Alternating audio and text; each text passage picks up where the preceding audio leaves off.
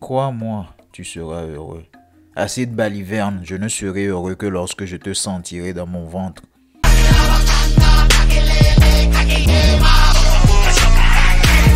La sécheresse était toujours aussi intense. Et bien sûr, notre cher Kaku Ananzé l'araignée passait tout son temps à pêcher. Que pouvait-il faire d'autre? Il n'avait pas mangé pendant longtemps. Et même si le grand fleuve qui jadis était peuplé de nombreuses espèces de poissons ressemble maintenant à une flaque, Kaku Ananzé gardait toujours espoir. Les yeux écartés, il regardait le flotteur. Le flotteur qui bougeait en faisant de petites ondes autour de lui. Faut-il tirer? Comment tirer pour amener quelques coquillages?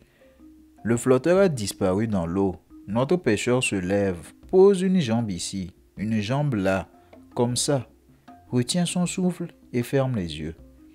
Il penche le corps et ramène sa ligne au bout de laquelle se balance un silure.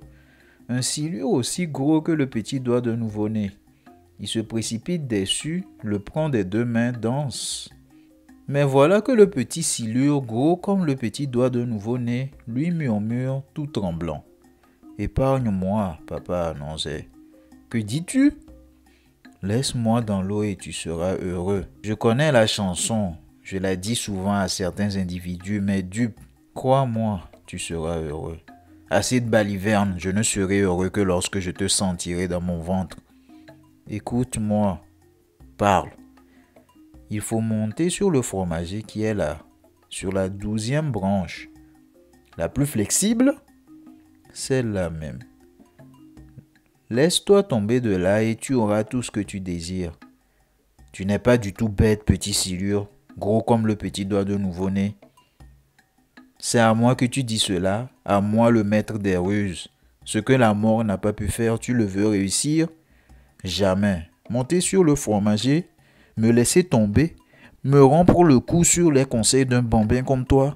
Mais dans cette histoire, à quoi réduis-tu l'apanage de l'âge, le rôle de l'intelligence et le privilège de l'expérience? Crois-moi. La voix était si suppliante, le timbre si franc que Kaku Ananzé tenta l'aventure. En 2 bonds, il fut au pied du fromager. Il y grimpa.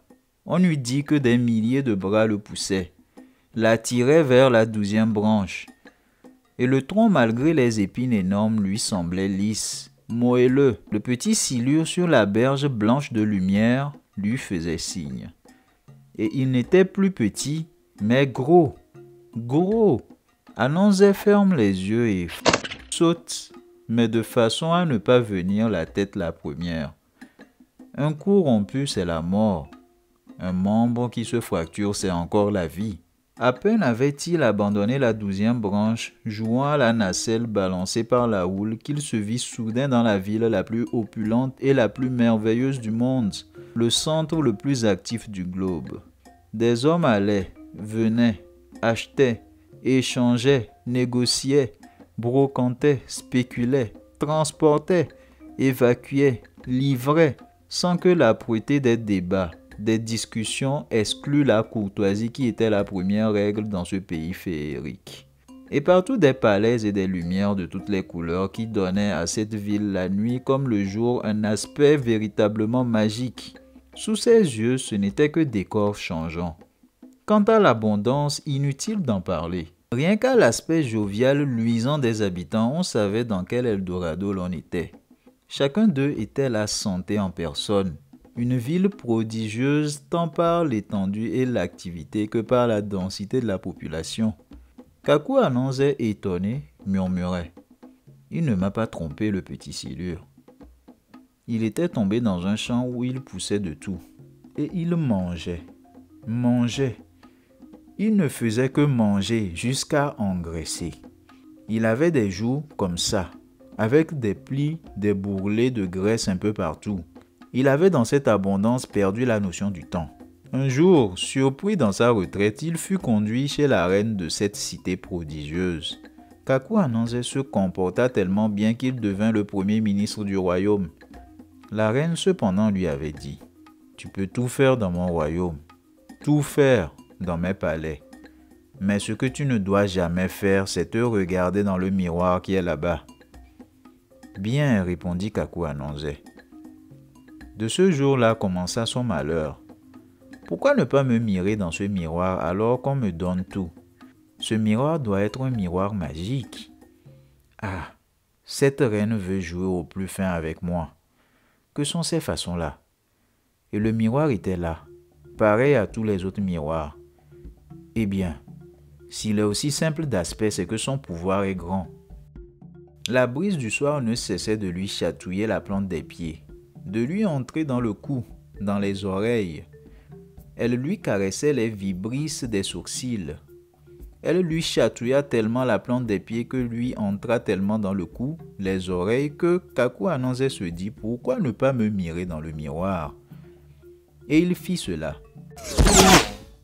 Mais aussitôt il se retrouva au bord du fleuve aux rives brûlantes, la ligne à la main, le flotteur immobile. Et il avait faim. Faim. Il jetait, rejetait la ligne. Le flotteur plonge. Ananzé ramène la ligne. À l'hameçon pend un petit silure, gros comme le doigt d'un nouveau-né. Notre pêcheur, très heureux, délicatement le défaire. Le silure ne dit rien. « Tiens, tiens, voici mon ami le silure. Comment ça va? Tu ne me reconnais pas? » « Ah oui, c'est cela. Tu aimes faire le bien en cachette. Je vais quand même te prouver ma reconnaissance. Mais c'est moi, araignée, Kaku Ananzé. Araignée de l'autre jour, tu ne te souviens plus de notre dernière rencontre? C'était un matin pareil, je t'avais sorti du fleuve et tu me disais. Comment disais-tu? Ah oui, épargne-moi, crois-moi, tu seras heureux. Écoute, tu auras le bonheur, ce genre de choses-là. Faut-il que je te grille? Et le petit silure de répondre, si tu veux. Allons, pour qui me prends-tu? Griller mon ami? Cela ne se fait jamais. Veux-tu que je te remette dans l'eau? Et le petit silure de répondre, si tu veux. Me recommandes-tu de remonter sur la 12e branche du fromager? La dernière fois, sur tes conseils, j'avais grimpé sur la 12e branche et de là, floup, je sautais. Oh, comme j'avais eu peur au début, mais toi sur la rive, tu me faisais signe, tu m'encourageais dans cet exploit. Veux-tu que nous recommencions? Et le petit silure de répondre, si tu veux.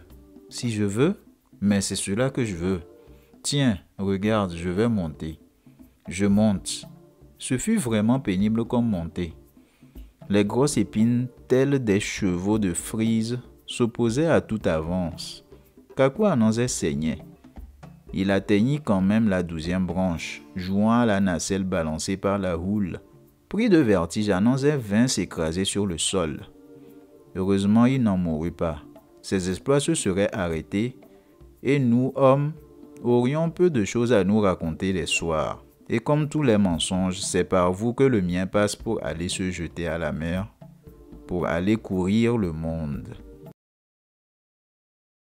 Merci pour ton attention. J'espère que cette vidéo t'a plu. Si c'est le cas, dis-le-moi en commentaire pour que je fasse d'autres vidéos du genre. Je profite de l'occasion pour t'annoncer que j'ai sorti, ça fait un moment, une BD style manga où j'ai adapté un petit conte africain appelé Guinaru, le roi des Guinées. Je t'invite à aller dans la description, il y a le lien pour y accéder. C'est totalement gratuit. J'attends juste de ta part que tu me fasses des retours. Qu'est-ce que tu en penses du style? Qu'est-ce que tu en penses de la façon dont j'ai raconté ça? Dis-le-moi. Ainsi, je pourrai m'améliorer pour te proposer quelque chose de meilleur par la suite. À bientôt pour une prochaine vidéo. Ciao!